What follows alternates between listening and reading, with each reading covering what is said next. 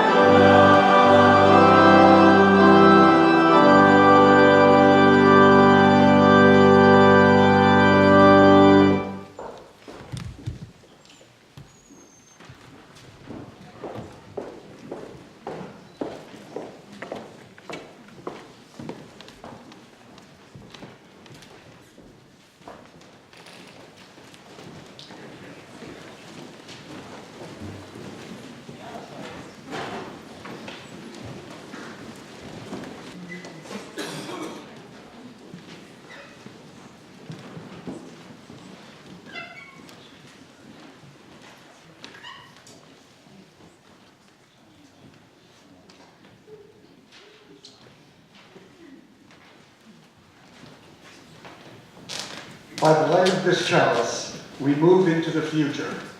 And so, David, we light this chalice for all the times you have lit this chalice and will light others. For every time you strike the match, or flip that zapper thing, or empower a nervous parishioner to do the same.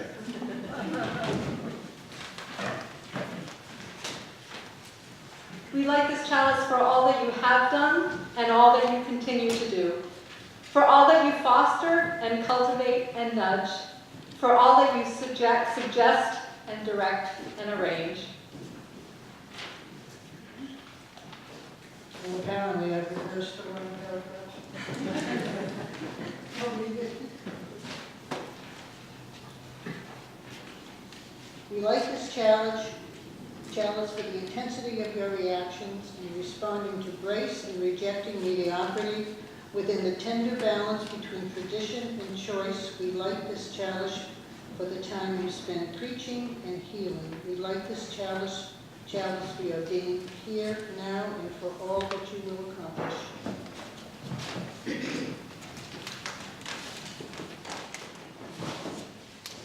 We light this chalice for the fires of reason, the fires of compassion, the fires of community, the fires of justice, the fires of truthfulness, the fires of authenticity, and the fires of faith to keep you strong as you move forward.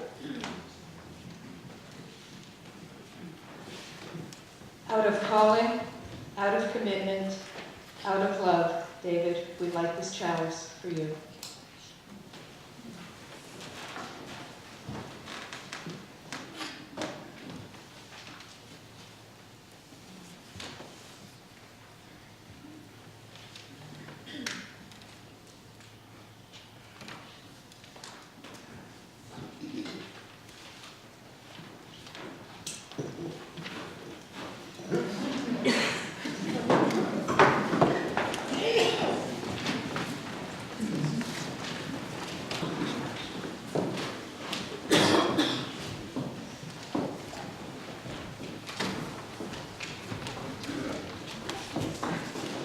Welcome.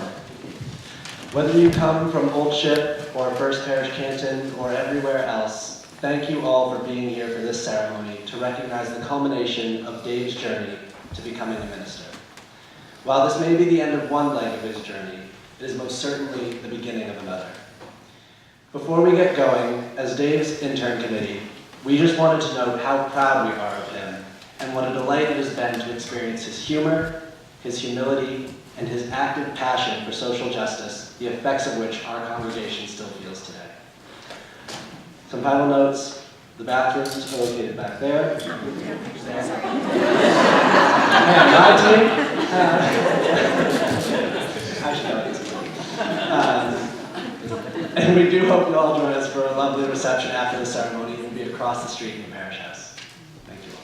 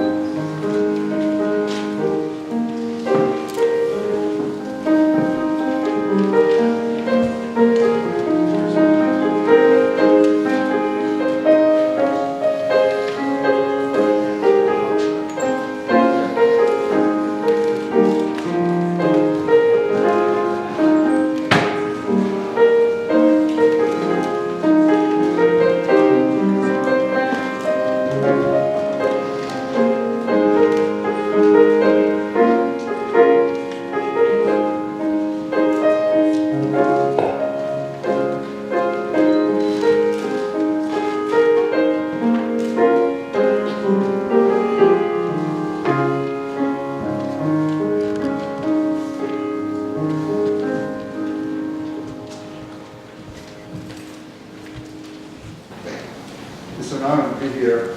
Great joy, friendship, the whole nine yards. Seeing people I know, most of whom I don't know, but it's just great to be honored to have a chance to say a few words about you at this momentous time in your life and in ours.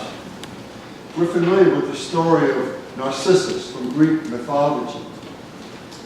He sees his own reflection in a calm pool of water and is smitten by himself. He never moves from that spot. I didn't know this part. He never moved from that spot. He never had a relationship with anybody. He never contributes anything to anybody else. He's just so preoccupied with himself, and he dies right there beside the pool. What a waste. We live in a very self-preoccupied age. Examples and temptations abound. I won't get into them. Dave will soon hear lots of personal affirmations today, all richly deserved. It gives us hope for the future to know that a man like you supported by an amazing family like you have, is willing to make the sacrifices required to serve the church in a professional capacity. You too are called to look into the reflecting pool, but not to fall in love with yourself. Yes, it happens even in ministry. And not to run in horror from your shadowy side, but to instead see yourself as God sees you, and that takes enormous courage. In all of your humanity, and with all of your marvelous God-given potential. Your quest is to embody that potential to the best of your ability, knowing that it will take a lifetime. And we're here to tell you that yes, you got it right. Years ago, I invited some folks from the Milton Church to speak during worship one at a time and to talk about how they experienced God at work. And we heard some wonderful stories and got to know each other in new and deep ways. Dave came up, and within a few minutes, the place was just silent. You could hear literally a pin drop. And he talked about his life as a school teacher in Roxbury and how hard it was because of all the things that the kids came in with and were coming from, and he felt inadequate, and he thought he would quit. And then he got an inspiration to invest more of himself and to create relationships with these young people. And he noticed that the teaching atmosphere improved. And he felt like I was doing ministry. I was touching the lives of these kids, and it felt really good. Then we got talking about it, and then he said to me, I want to go to seminary. I feel called to go to seminary and train for the parish ministry. And my inner first reaction was, why? Why? Talk to your mother.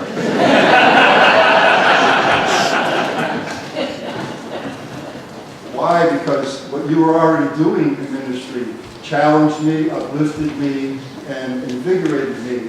And I could see you spending the next X amount of years teaching and being in that atmosphere and touching many lives and being God's servant. But then you talked about the vision that you had. And you were looking in that reflecting pool, but you were seeing new things, which is what we're called to do. It wasn't up to me, it was up to you. And so you followed with courage and with grace.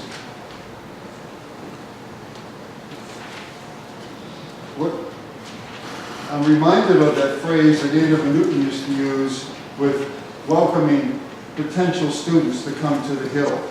And it just said simply, is God keeping you up at night? I'm not going to ask you or Karina for any details about that, but that's part of the call. That's part of looking in the pool, is being kept awake at night. Is this for me? I'm tossing and turning. I'm not sure. I'm going to go anyway. I'm going to give it a try, and I'm going to give it my best, and that's what you've done. And that's what we come to celebrate here today. So, this journey of yours toward this day officially began back then with those conversations. You're a person who listens. You have the courage to look deeply into yourself and into the world. You trust the sacred in your life, and you feel called to serve. And we are saying amen, which translates, so be it.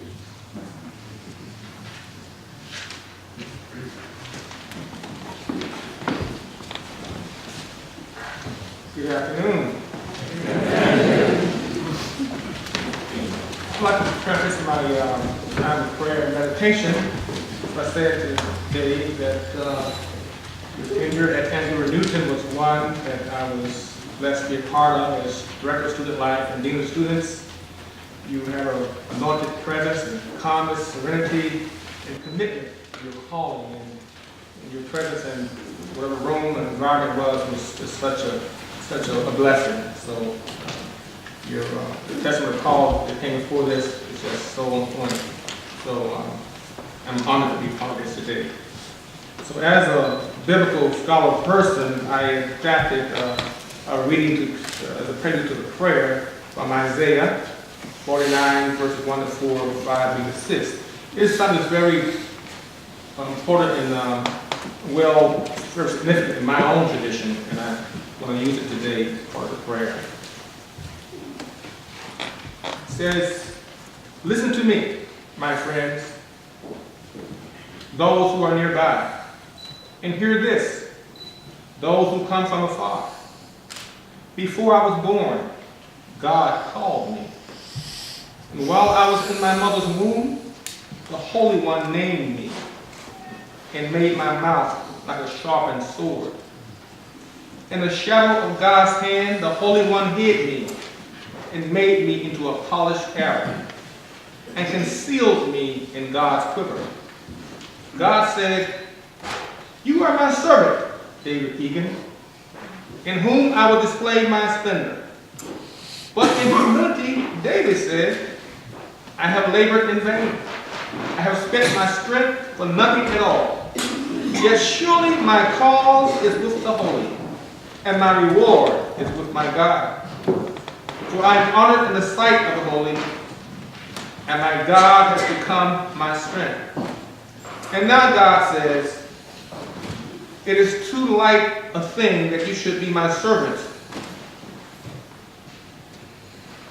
It is too light a thing that you should be my servant to raise up only a Unitarian-Universalist. I will give you as a light to the nations, the message of love, hope, and justice that will reach to the ends of the earth.'" Let's bow our heads in prayer. O Holy One,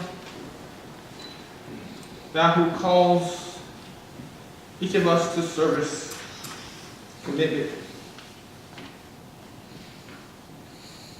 to you, to a people, we are grateful to be in this anointed service, to tabernacling presence for the elevation of one who's a friend,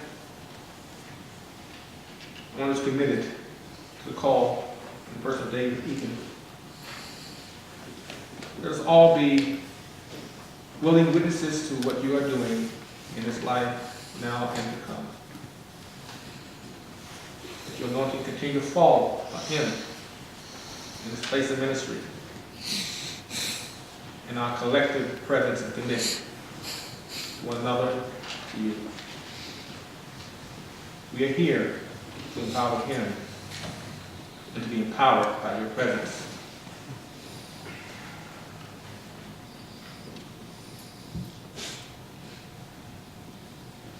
In moments of silence, let us look to the Holy One for guidance and succor.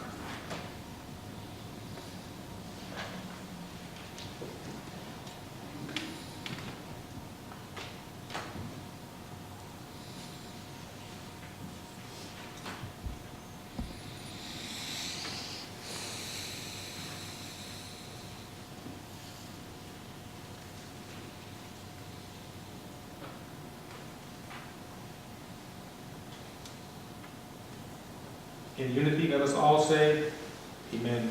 Amen.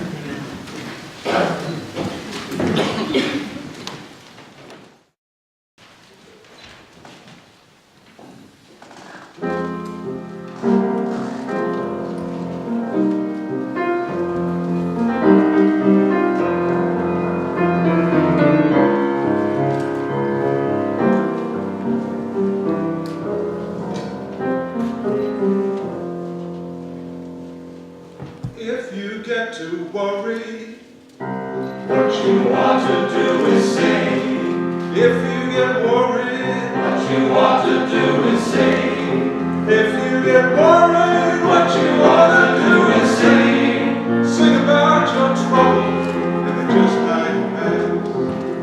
If you get lost, what you want to do is sing. If you get lost, what you want to do is sing. If you get lost, what you want to do is sing. Sing about your troubles, and they just might pass. Yeah, sing about your troubles, and they just might pass. You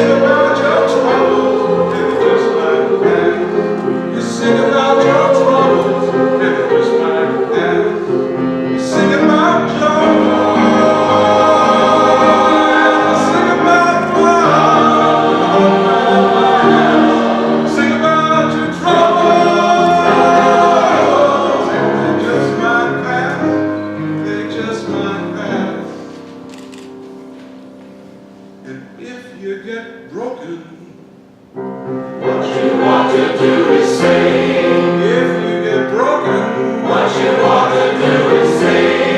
if you get broken, What you ought to do is say. sing about your troubles, and it just like that. Sing about your troubles, and it just like that. Just like that. You ought to sing about your troubles. Just like that.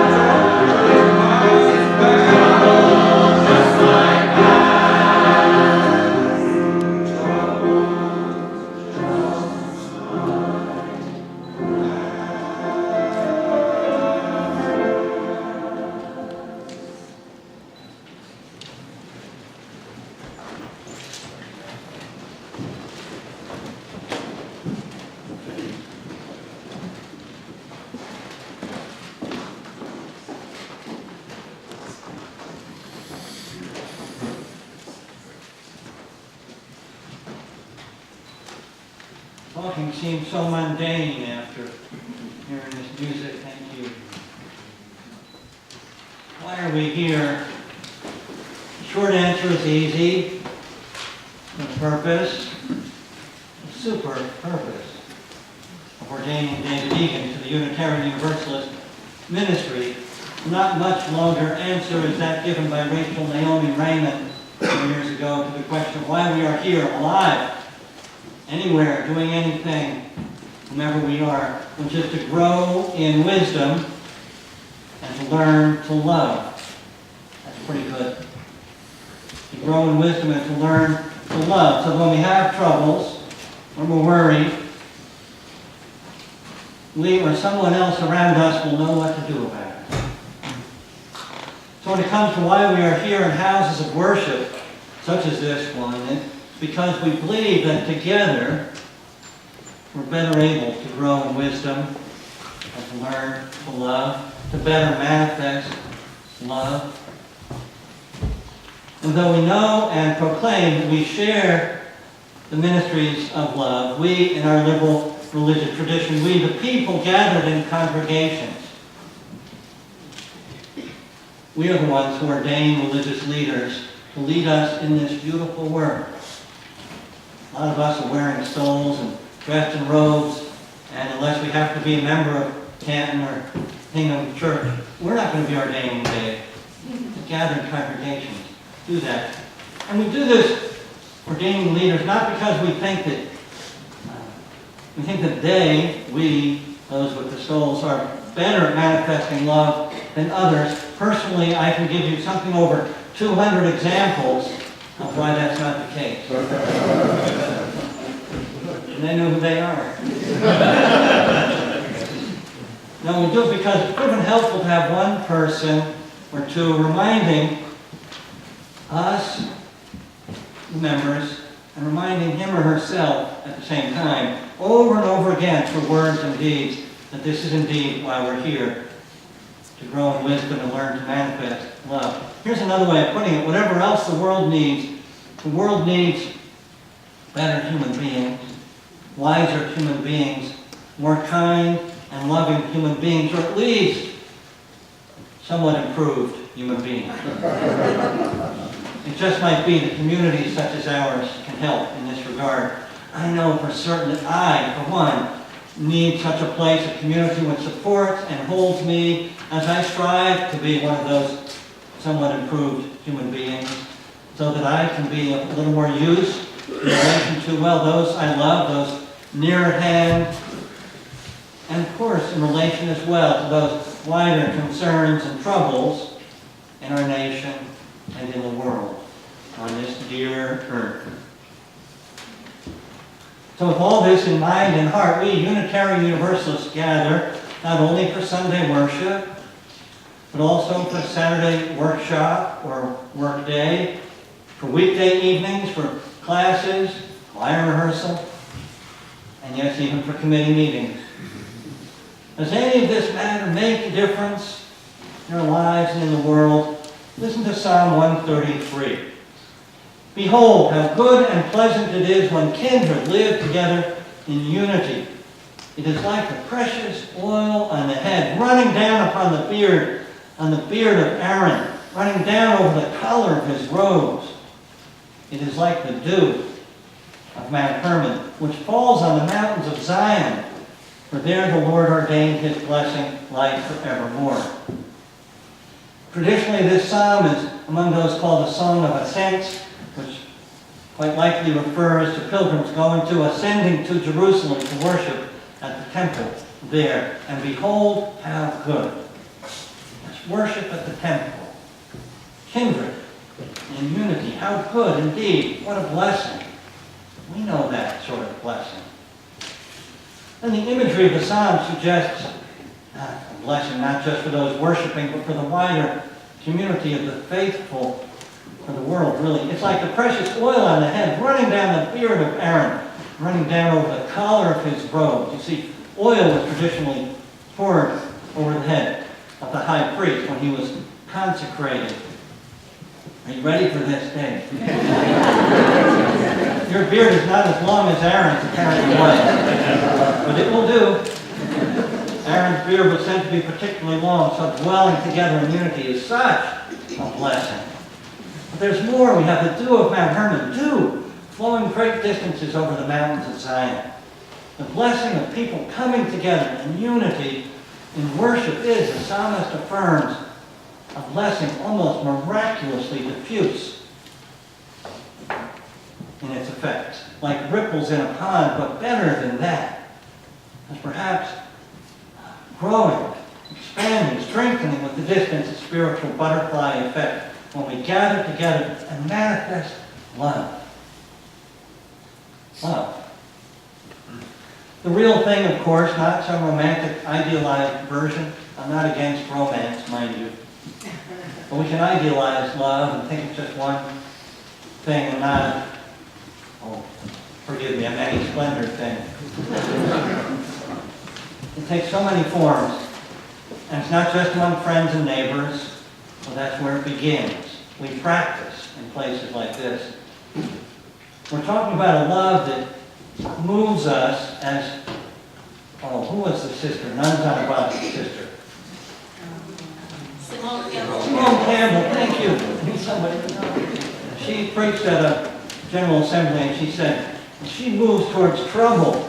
That's her way of living with love. Moves not away from, but towards trouble. We're invited to do the same thing, whether toward a troubled friend, or a grieving neighbor, or refugees at the border, or an overheated climate. We're also knowing about a love. We're also talking about a love that knows how to dance with the world, how to awaken to beauty and wonder, to love the world, so that we, like Mary Oliver, can be brides to amazement, loving the creation and so caring for the creation. So all this means that we are here in such a place, in such community, so we can manifest love by moving towards those who grieve among us, so we can remind each other to tell those we love that we love them before they take their last breath. Or so that someone can affirm, I've heard this, that she's transformed her anger into love through the study and practice of meditation with others in her congregation. So that we can bring food to share with those who are hungry. So that someone seeing a rainbow flag or a Black Lives Matter banner outside an old meeting house or church can know that they really are welcome. So that together, of course, our hands can do more to serve and to help and to heal in the direction of more peace, more justice, more ecological sanity than each of our hands could do alone. So that we can be reminded to wake up every time we drift asleep, wake up to the miracle and mystery of a blue sky, a bird song, stars in the night sky, a smile. I could go on, you could too. For we are here in such communities for reasons as abundant as the dew on Mount Hermon, the prophet dew. And it's all about learning to love and seeking the wisdom to discern how our love can be of use.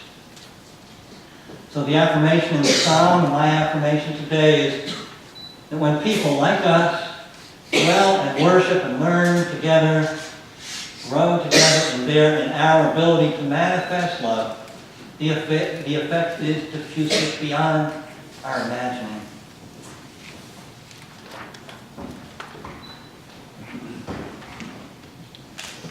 The Super Bowl is great entertainment for a lot of folks, maybe some of you. But I warrant that those worshiping in congregations such as ours and then reaching out are in the end doing more to help and heal. We need entertainment as well, but the effect of what we do is diffusive beyond imagining. It means in these times, of course, with issues of justice and peace and a dangerously heating planet pulling on our hearts, it just might be more important than ever to dwell together in unity and love in such communities of the Spirit as ours. Well then, yes, in case you thought I'd forgotten, we are gathered this particular day for the good and holy purpose of ordaining Dave Egan to the Unitarian-Universalist ministry, believing that ministers and congregations dwelling in unity and peace and love, affirming the worth and dignity of every person, seeking to make a world of more justice and peace, all amidst the interdependent web of life, can indeed and will improve each member at least a bit in the direction of greater wisdom and love.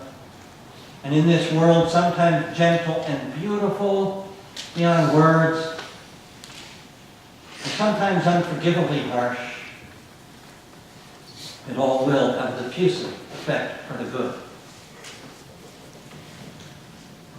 Finally, I expect you to join with me in being deeply grateful today that a man as warm and genuine, as creative and kind and loving, as passionately dedicated to justice, and actually just a plain delight to be with. Yes, such a man as you, David, will through our ordained ministry be carrying forward this diffusive legacy of love in his leadership for many years to come. Amen. Blessed be so many people.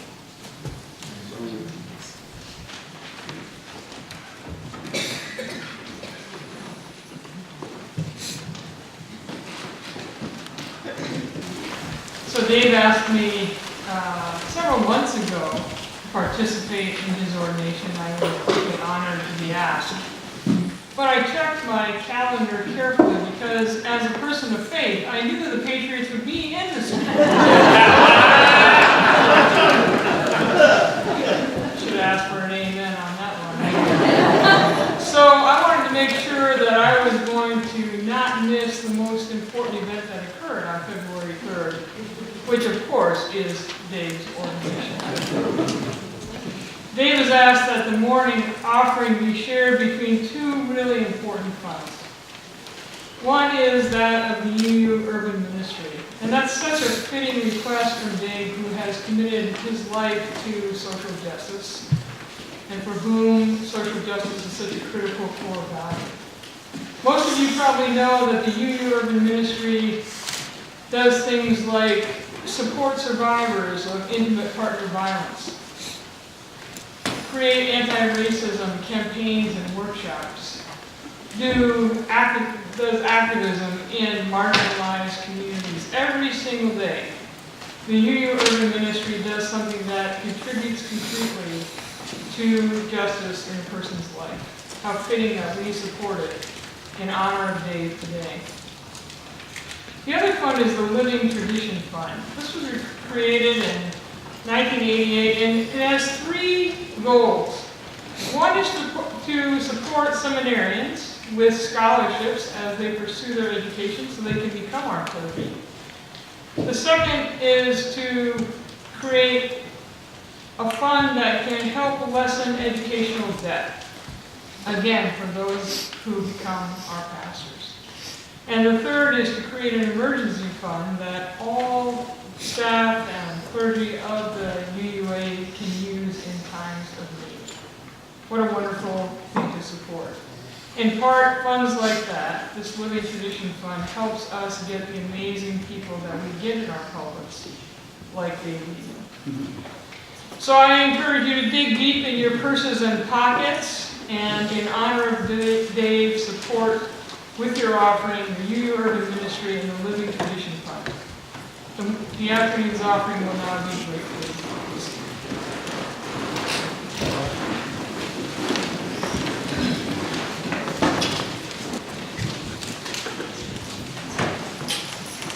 Your names aren't listed in the program, but you're all invited to join in when you hear the chorus coming on, as you get familiar with it.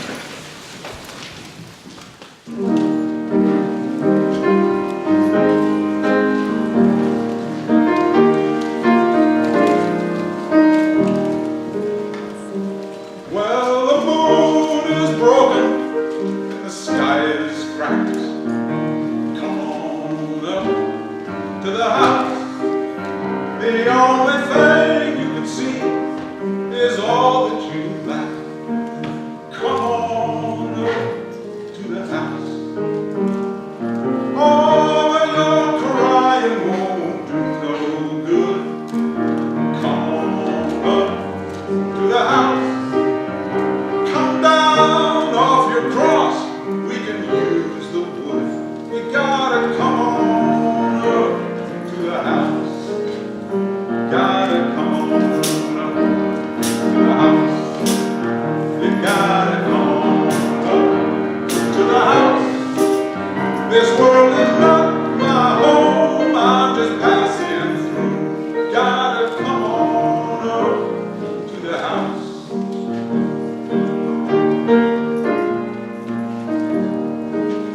Well, there's no light in the tunnel, there's no irons in the fire. Come on up to the house. And you've been singing lead soprano in the junk man's choir. You gotta come on up to the house. Does life seem nasty, brutish, nothing short? Come on up to the house. The seas are stormy and you cannot find no port. You gotta come on up to the house. You gotta come on up to the house. You gotta come on up to the house. This world is not my home, I'm just passing through. You gotta come on up to the house.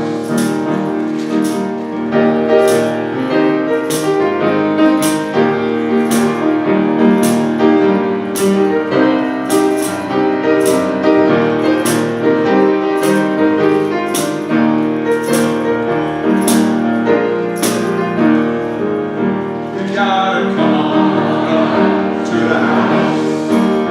You gotta come on up to the house. This world is not our home, we're just passing through.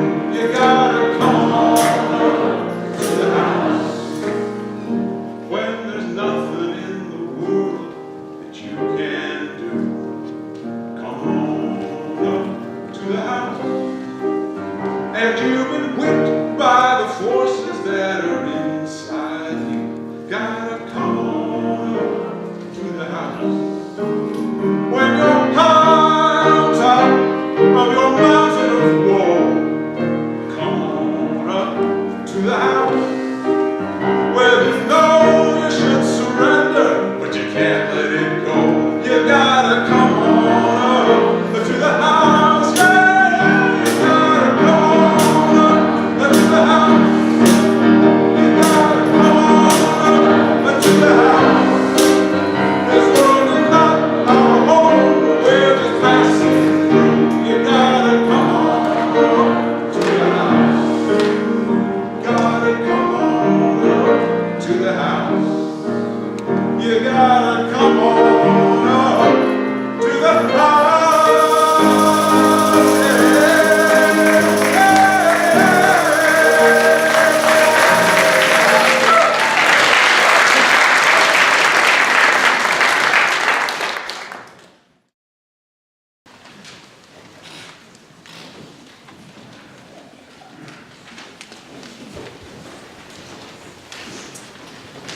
In our Unitarian-Universalist tradition, the authority to ordain a minister lies solely with the congregation.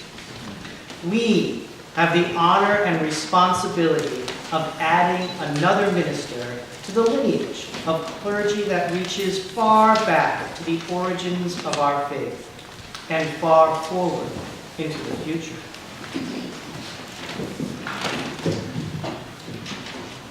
We confer a sacred charge upon our ministers, entrusting them with the lifelong task of ministry. The act of ordination bestows the authority of leadership, the title of reverend, and the privilege to wear clothes.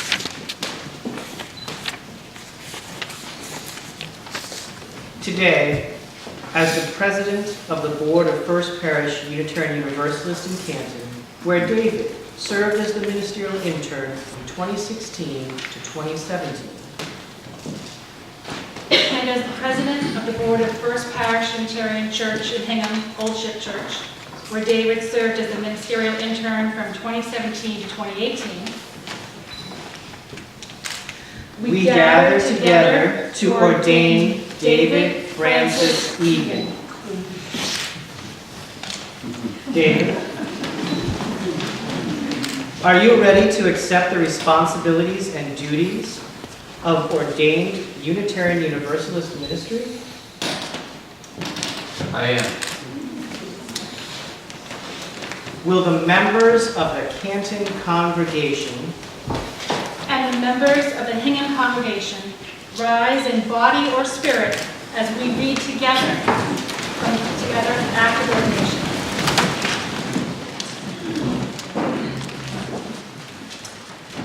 With great joy, We ordain you, David Francis Egan, to the Unitarian-Universalist ministry.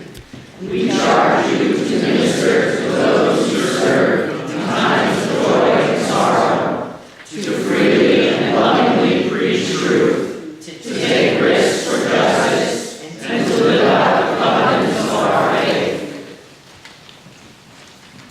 will David's family, friends, colleagues, and all those gathered here rise in body and spirit and read the words printed on the screen.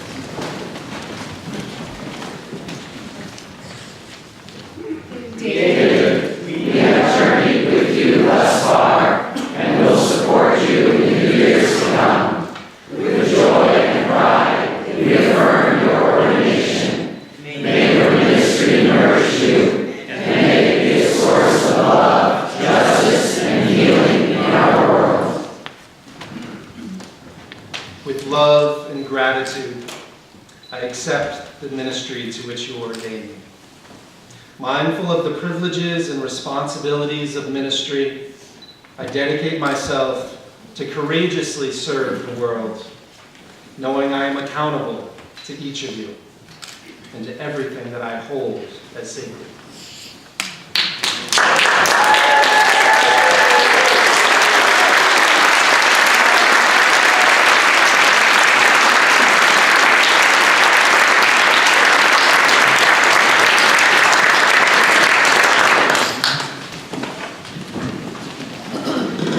Please be seated in body and spirit.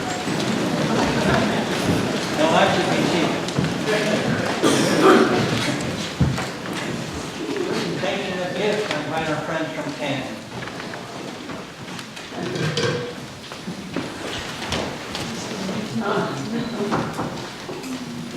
This is from the internship committee and from the entire congregation of Canton.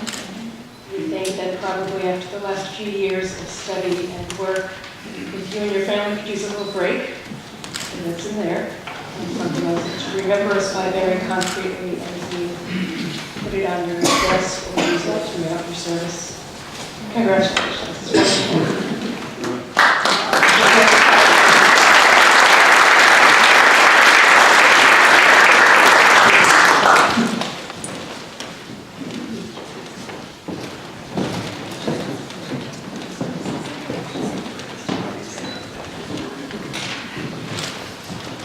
David, on behalf of your intern committee Committee, clearly, here they are. Speaking extemporaneously is not my gift. But this stole represents, to us, you standing on the side of love, which you have shown us in all of your stewarding and leading of us, in standing up to systemic racism, in standing up to marginalizing others. So this is our grateful, grateful gift to you. Congratulations.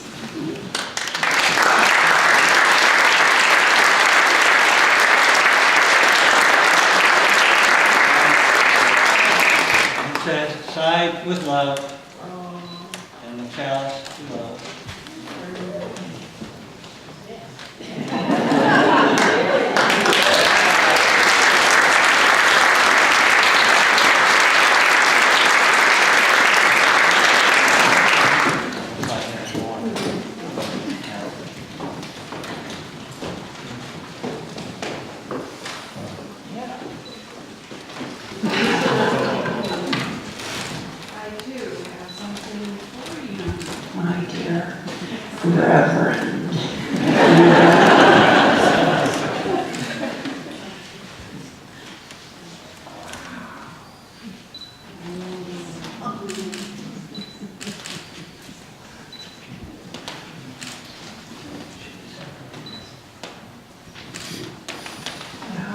It was made especially for you by a wonderful quilter in the Franklin Church, Judy Swain.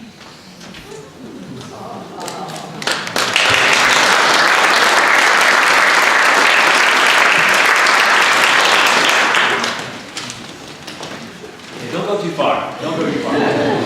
Don't you go too far. What? No, I'm gonna invite David. You stay right here. You look good, man. Let's stand right. That's good. All right, that's good. Gotta make sure it's right under the balloons. You all look. That's so sweet. All right. And I want to. This is the time for the laying on of hands, a special blessing which occurs in rites of ordination. It is an ancient ritual with roots in both the Jewish and Christian traditions, symbolizing the passing on of sacred authority from one generation of leaders to another. In our liberal religious tradition, however, the power to ordain comes not from a hierarchy, but from the people of the congregation. So this rite symbolizes both the source and the authority of ministry. And at this time, I want to invite David's family to come up, to stand around him.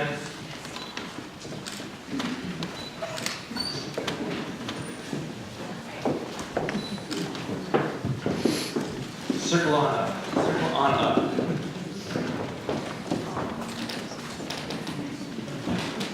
Put your hand on David. All right. You can stand in front of him too. That's good. We're good. We have a lot of space here. And next, I want to invite the clergy to come up, and then we're gonna, the same way that the laying on of hands shows the power of the congregation.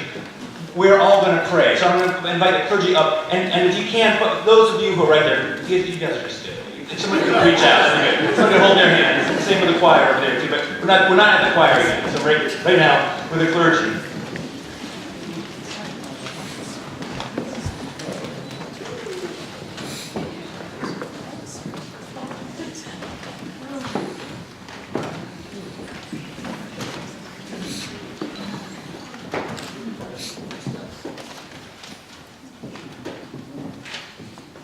And as folks are getting into place here, I'm gonna ask the clergy. We're gonna do this. They're gonna model for us the prayer that we're all gonna partake in a moment. But because clergy and some of you understand this, how serious this is. The first blessing that I'm gonna ask us to do is for David and his family. For all of us who are ordained, who have lives, we understand how difficult ministry can be with family, how much they give of themselves. And I'm going to ask you all in a moment just to, if you could offer one word of blessing to David, just one word, and I want you to say it out loud. It's just, and your word maybe come out at the same time as other people's words, and that is all. good. And then in a moment, I'm going to invite all of us to come, everyone else to come forward to lay a hand on David or the person in front of you. But right now, let me ask the clergy. Let us say just one word of blessing for David and his family. With courage. Friends, I invite you to come forward too. Come on up. Lay your hands on David. If you can't reach David, then lay your hands on the person in front of them. Maybe some of those clergy back there can hold the hands of the members of the choir too. That's good.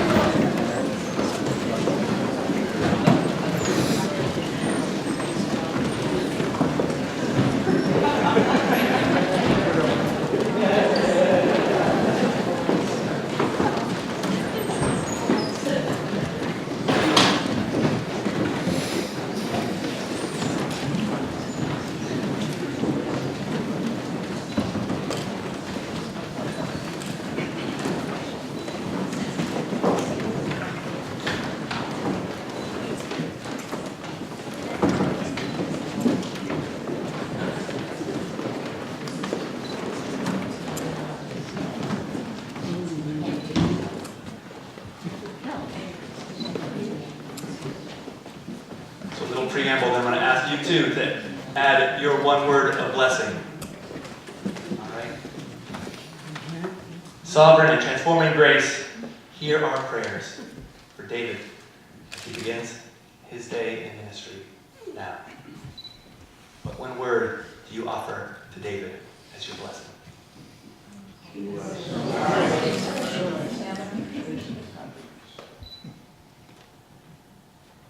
May the God who will restore the whole family of humanity to holiness and happiness bless this congregation for the role that they have played today. May they in turn live their lives knowing that holiness and true happiness are inseparably connected. And may the words of our mouths and the meditation of our hearts be acceptable in thy sight. And the congregation says, Amen. Please return to your pews.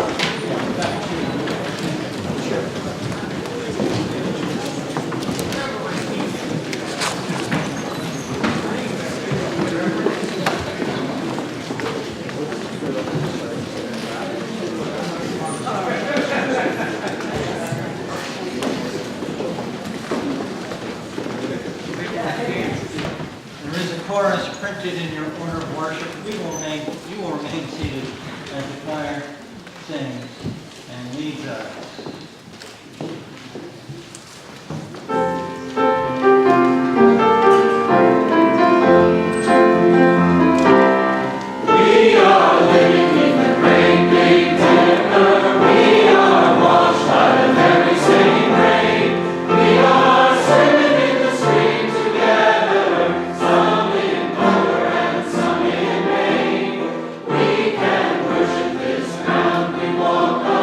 Cherishing the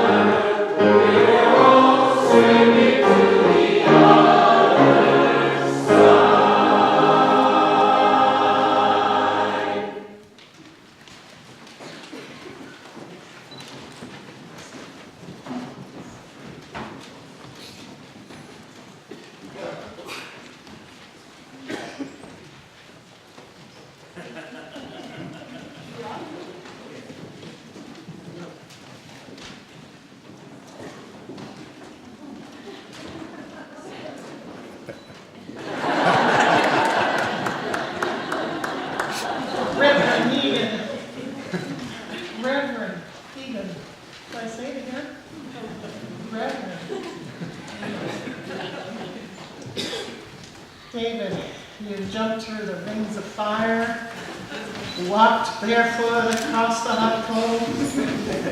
Some of them were in Canton and some of them were here. You have slain the Nemean lion and you made it. You made it. Well done.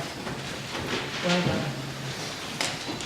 Unless you do something really stupid, you are now and forever an ordained minister with Reverend Mr. Egan.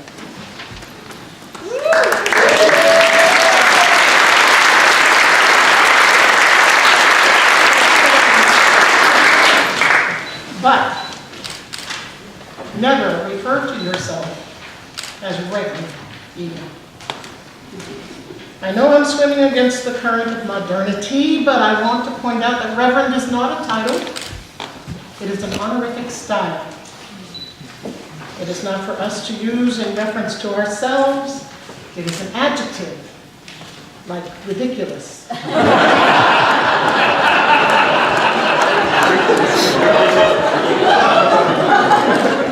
comes from the Latin reverendus, for you English majors, the future past participle of the verb reverere, to respect, to revere, meaning one who is to be respected, one who is to be revered. The Reverend is a style equivalent to the Honorable or the Venerable or Your Royal Highness, and you would never refer to yourself as My Royal Highness. So it is for others to use in reference to you. Using it in reference to oneself is déclassé. Déclassé? Arrogant. So thank you. I implore you to refrain. Let others bestow that honor upon you. I know they will. I know they will a lot today, and they will in the future because, David, you are to be revered for what you have gone through and what you intend to do. And another warning, be careful of institutional loyalty. Save your loyalty for people and for a few core principles, but be loyal to your family. Be loyal to your family first and foremost, and your friends, and the people who are there for you. Don't waste time or energy serving any institution that doesn't serve those principles to which you are willing to give your life. We owe it to our institutions to hold the people in them accountable, to work to make them serve us, and to give ourselves as well as we can to their goals. But they don't serve us. I mean, they do serve us. Yeah, never mind, it says right here. To work to make them serve us and not the other way around. I haven't been doing this very long. Our association, our churches, our programs are there for people and not the people for them. Hold fast to your values and let them be your guide. And now I'm done with the warnings. So many good things have been said already, so I'm going to just add a couple more. Ask for help. Your choices of music for the service today are wonderful. I especially love the advice, sing about it. You know that if you sing about your troubles, those endorphins come flying through and you feel better already. If you get worried or lost or broken, do sing about it. Music is so powerful. But also, when you're worried or sad or broken or confused, ask for help. No one can do this work alone. If there's anyone here who did this work alone, please stand up. I want to know you.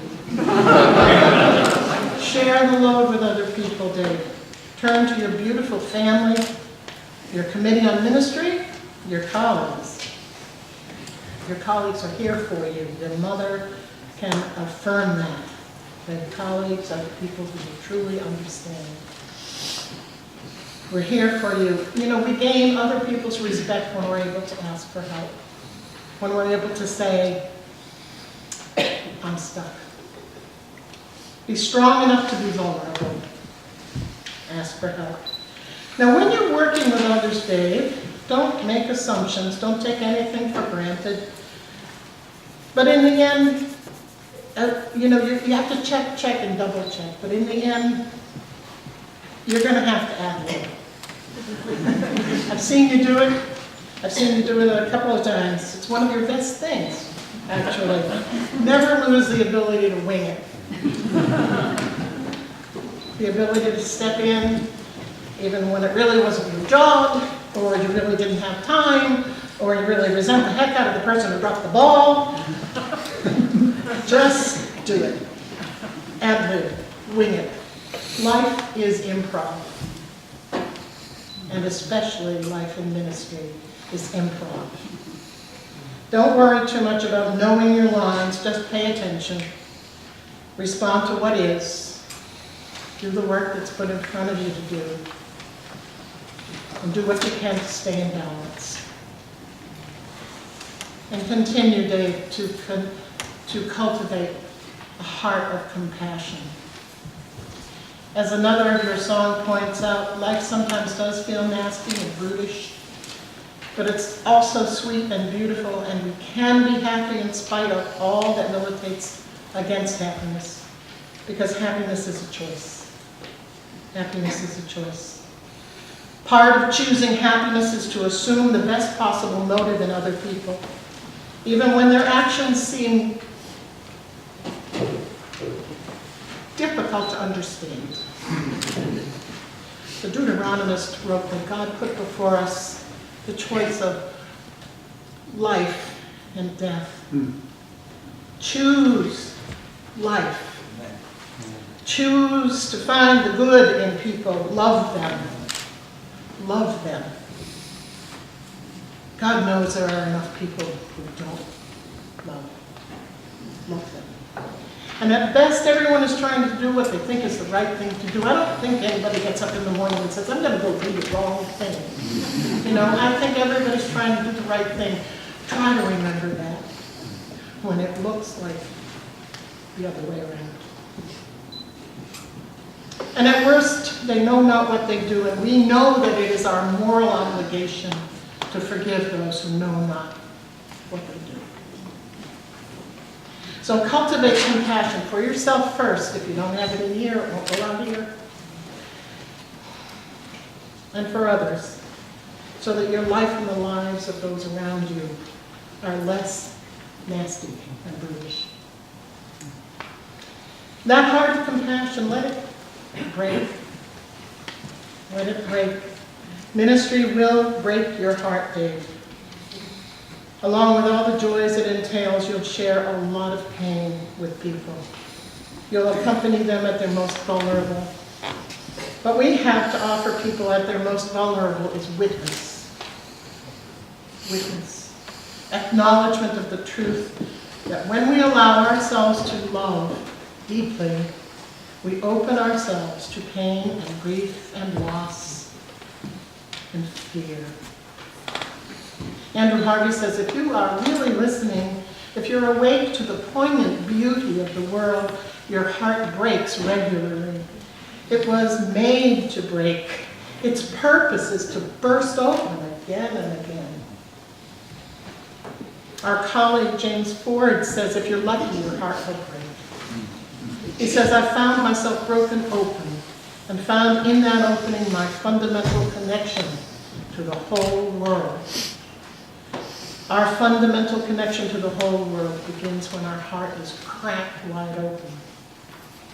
It is into that open space that what some call God speaks, calls to us to be and to do our best. It is when we are on our knees that our ears work the best. As Leonard Cohen sang, there's a crack in everything. That's how the light gets in.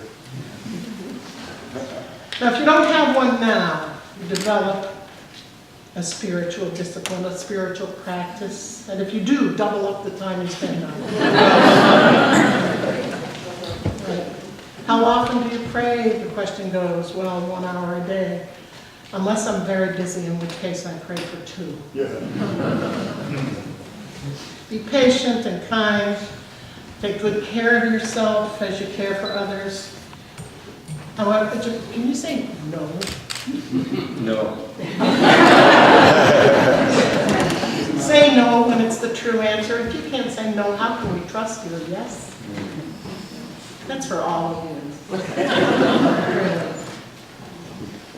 Lean on your colleagues so they can lean on you.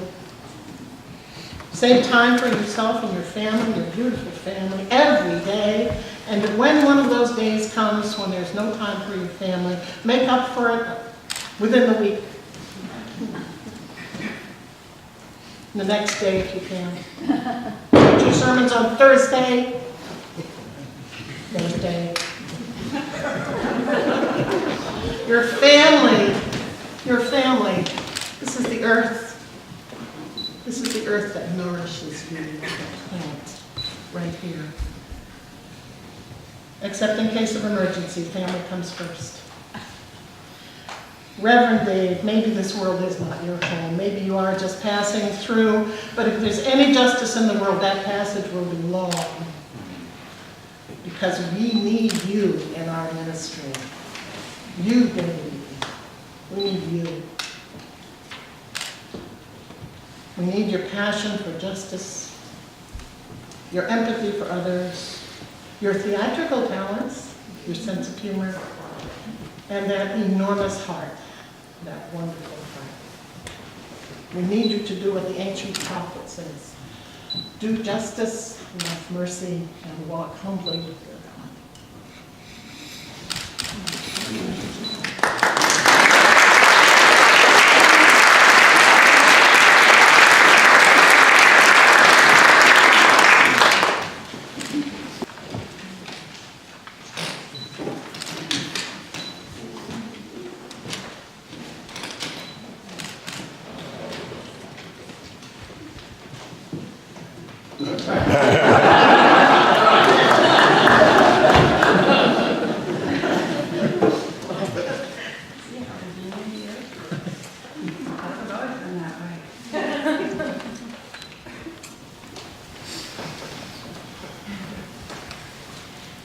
I don't know if I've ever told you, David, that you...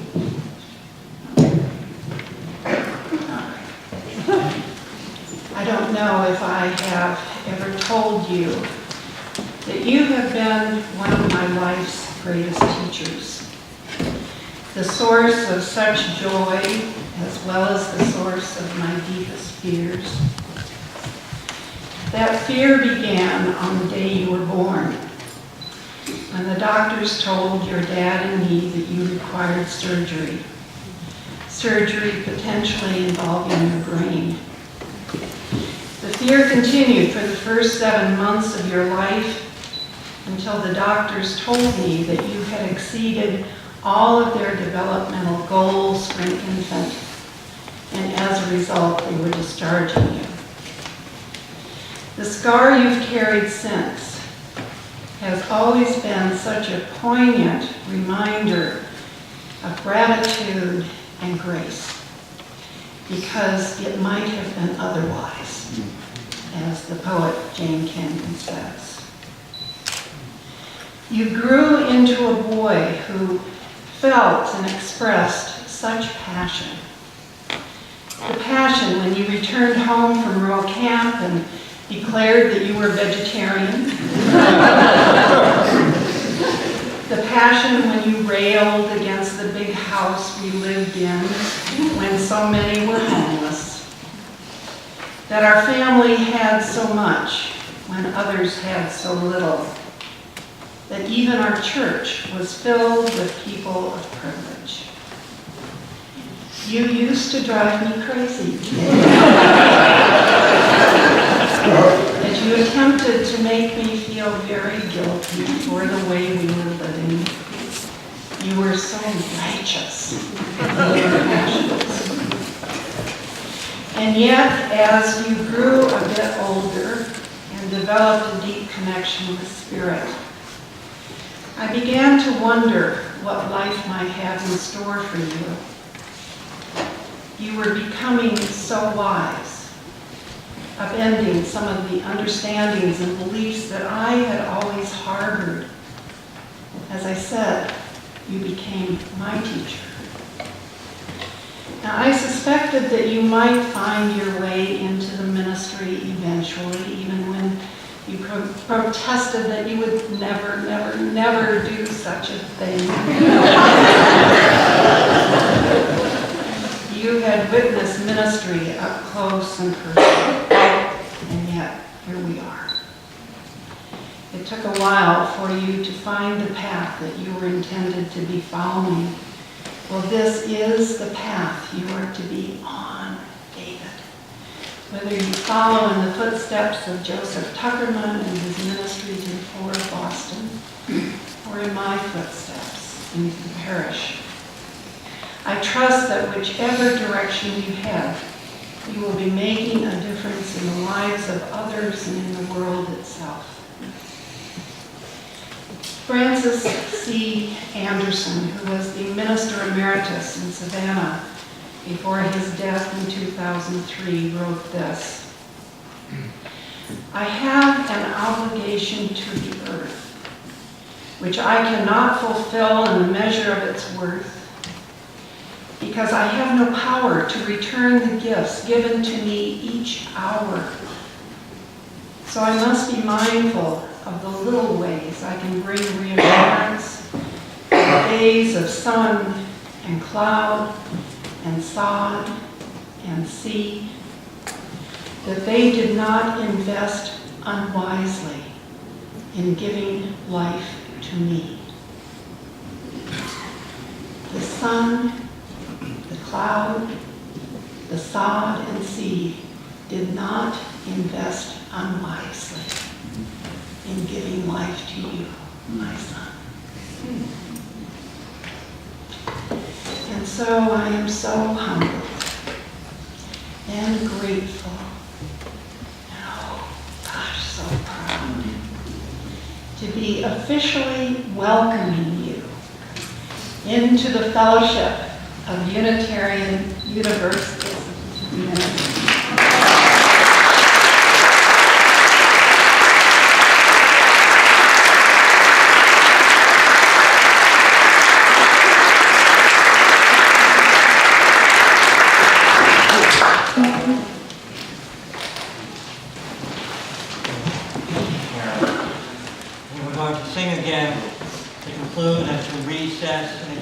Everyone is invited across the way following the service. This little light of mine, you know the words.